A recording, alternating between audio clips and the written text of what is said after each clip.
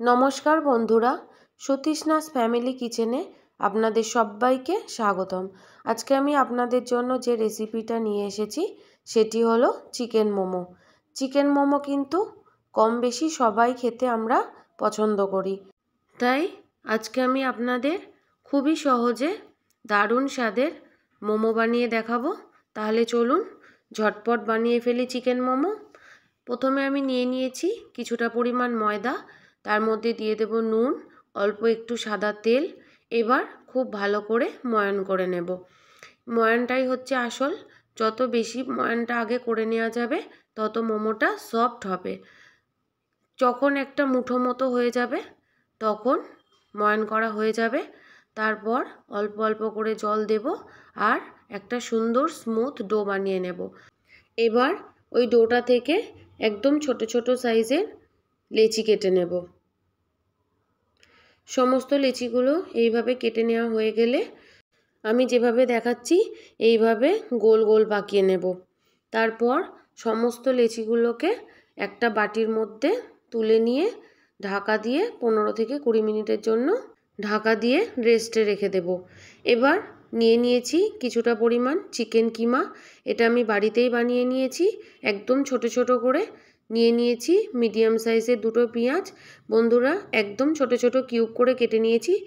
আগেই একটা কথা বলে নিই বন্ধুরা, পেঁয়াজ এতটা কেটেছি ঠিকই, কিন্তু এতটা পেঁয়াজ আমার লাগেনি। আমি এখানে অর্ধেকটা পরিমাণ পেঁয়াজ দিয়েছি। এবার দিয়ে দেব 1 চামচের মতো গোলমরিচ, দিয়ে দেব পরিমাণ মতো নুন, আর দিয়ে দেব 1 চামচের মতো সাদা তেল। ব্যাস, এখানে আমি কোনো রকম আদা, রসুন, কাঁচা লঙ্কা কুচি ইউজ করব না, শুধু এইটুখানি দিয়েই ভালো করে মেখে রেখে দেব।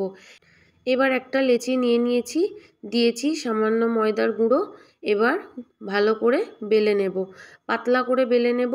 সাইডগুলো বেশি পাতলা করব আর মাঝখানটা একটু মোটা রাখবো।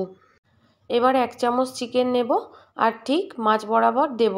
তারপর হাতের মধ্যে একটু জল লাগিয়ে লাগিয়ে রুটিটার চারপাশে লাগিয়ে দেব। ঠিক আমি যেভাবে দেখাচ্ছি আপনারাও এইভাবে দেবেন। এবার এইভাবে আস্তে আস্তে মুড়িয়ে দেব। দেখুন আমি কিভাবে মোড়াচ্ছি।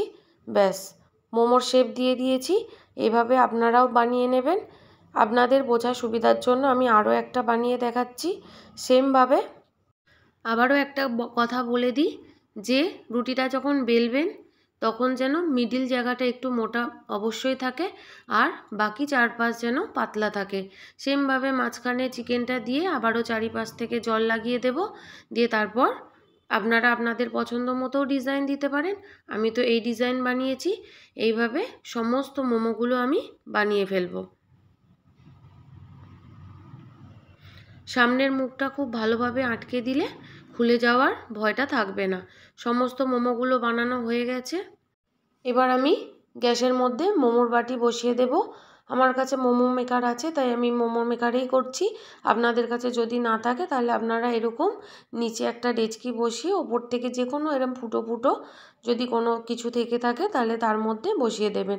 এবার ওপরের বাটিটার মধ্যে ভালো করে তেল লাগিয়ে নিয়ে মোমোগুলো সেদ্ধ করতে বসিয়ে দিয়েছি প্রায় 30 মিনিটের জন্য। সেদ্ধ হয়ে গেছে।